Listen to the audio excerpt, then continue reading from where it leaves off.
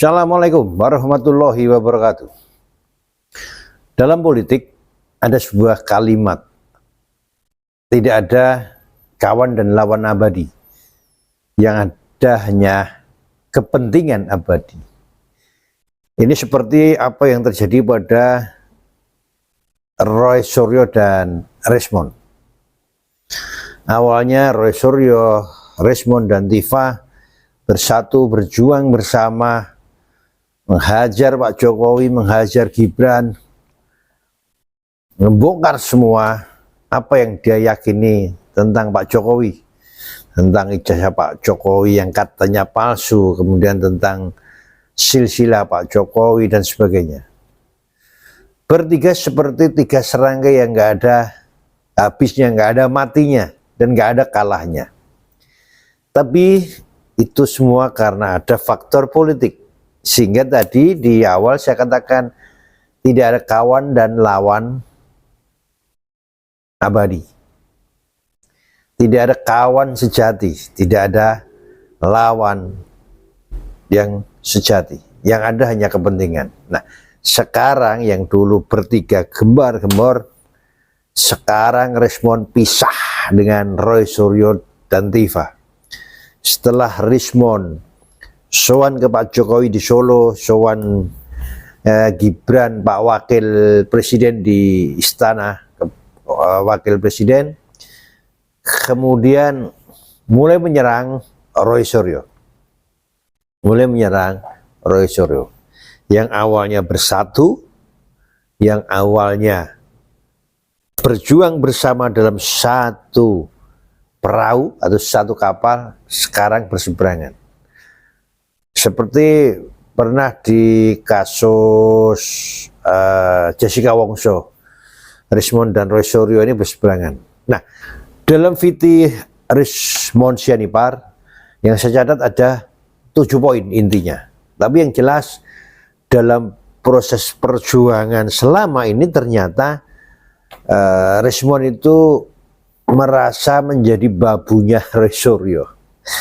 Kita lihat dulu video dari Resmond Sianipar.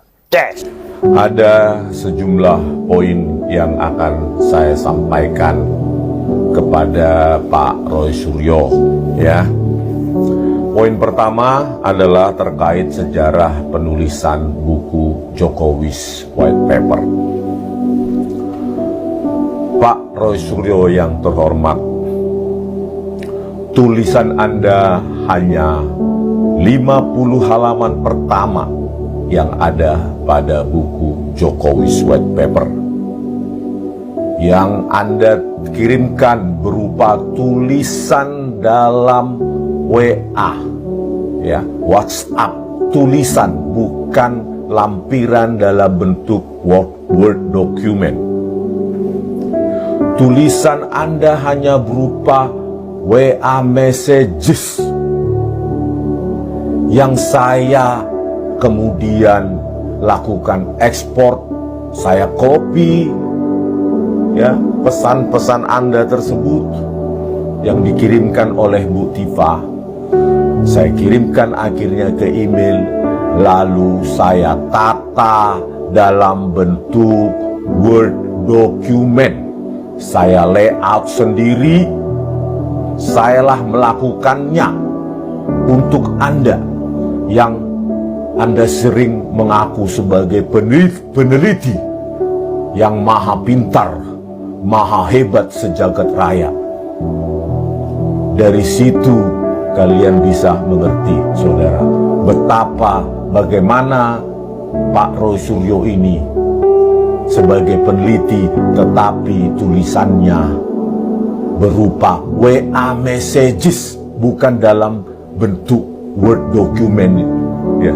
Saya sendirilah yang menatanya dan melayoutnya seperti yang ada, yang bisa kalian lihat pada buku Jokowi's White Paper.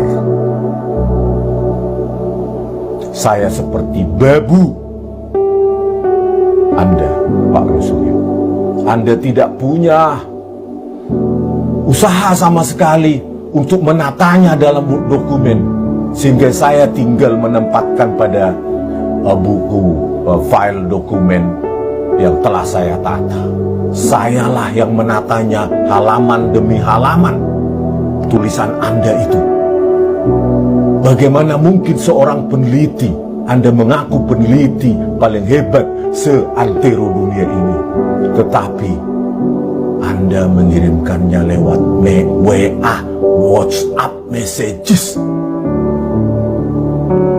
Apakah Anda masih ingat itu? Atau Anda berbohong tentang hal ini?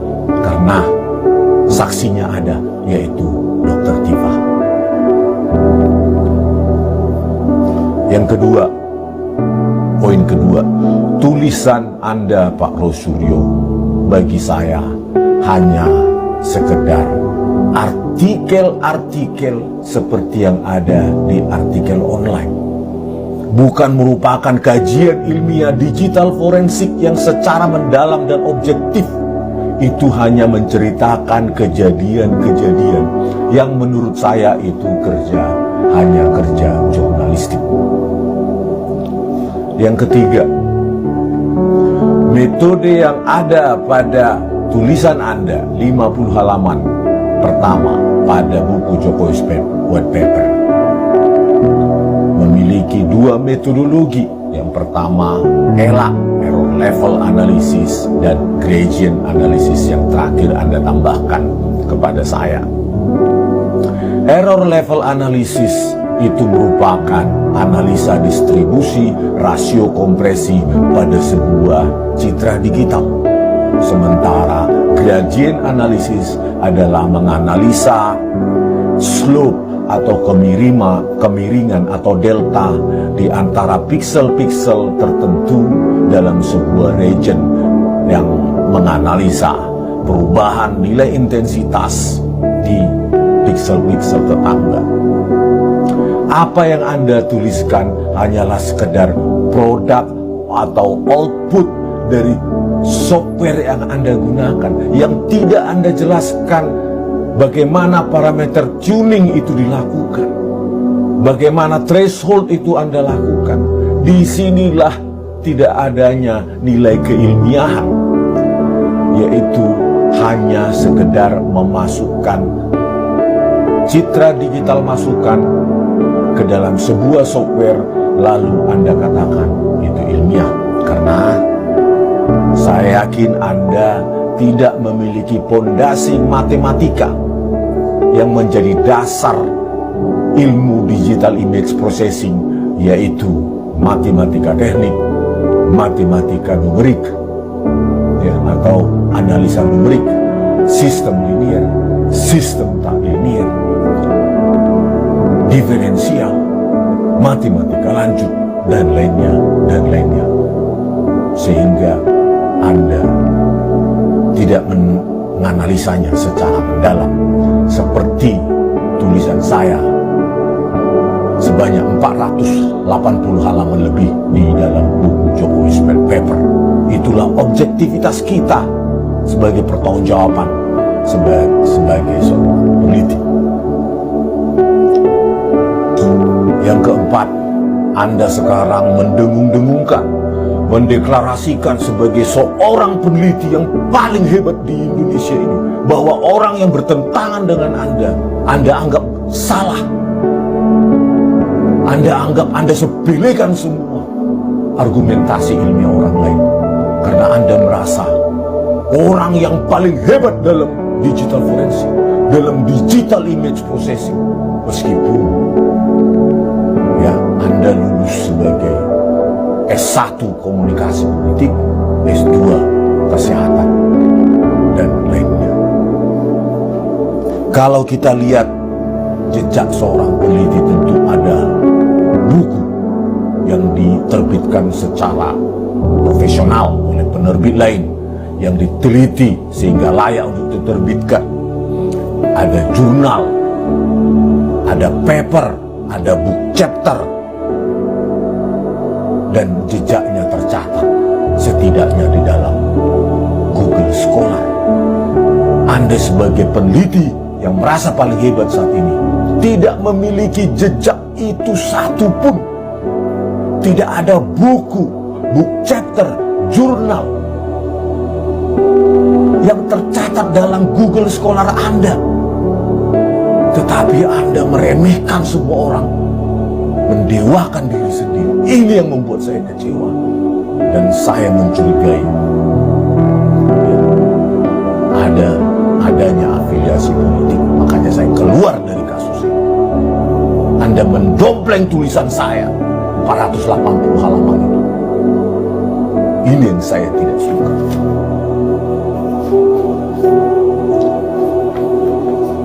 Yang kelima, ini untuk menyadarkan para pendukung fanatiknya, fanatik dari Rosario.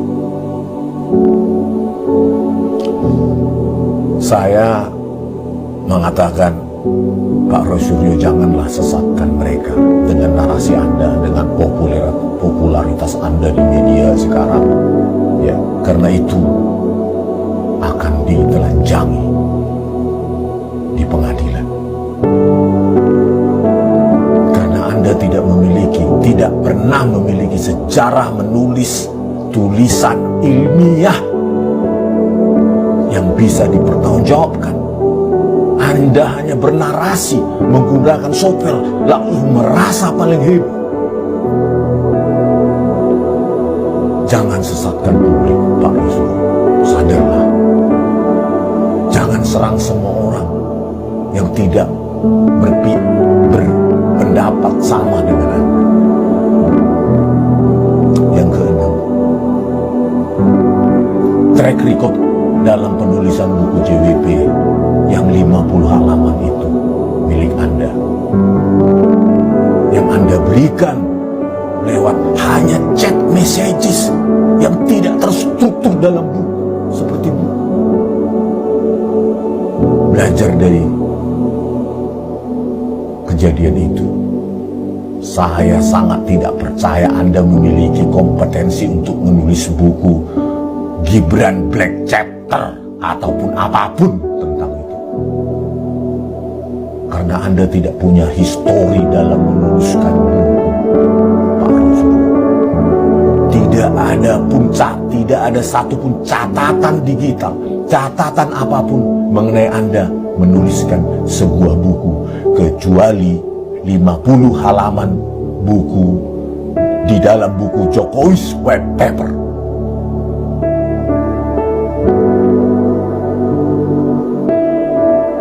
Yang ketujuh,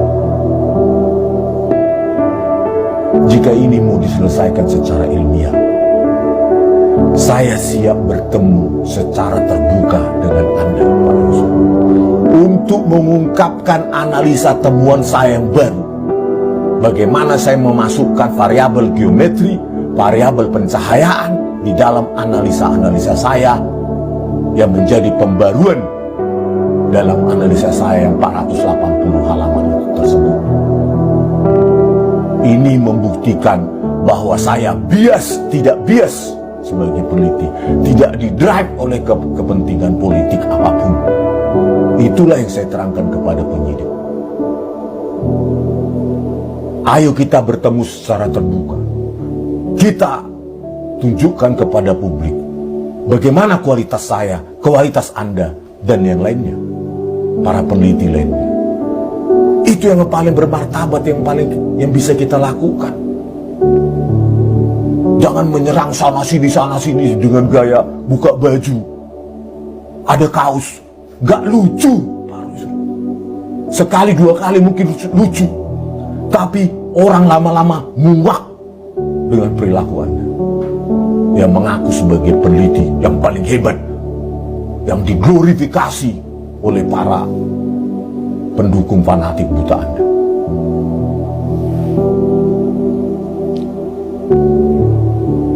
Yang kedelapan, moga ini yang terakhir. Saya sebenarnya tidak ingin berhadapan dengan Anda di pengadilan. Sangat-sangat tidak ingin. Tetapi sebelum itu terjadi, sadarkan publik, Pak Rasul. Sadarkan, Anda tidak punya kemampuan di sini.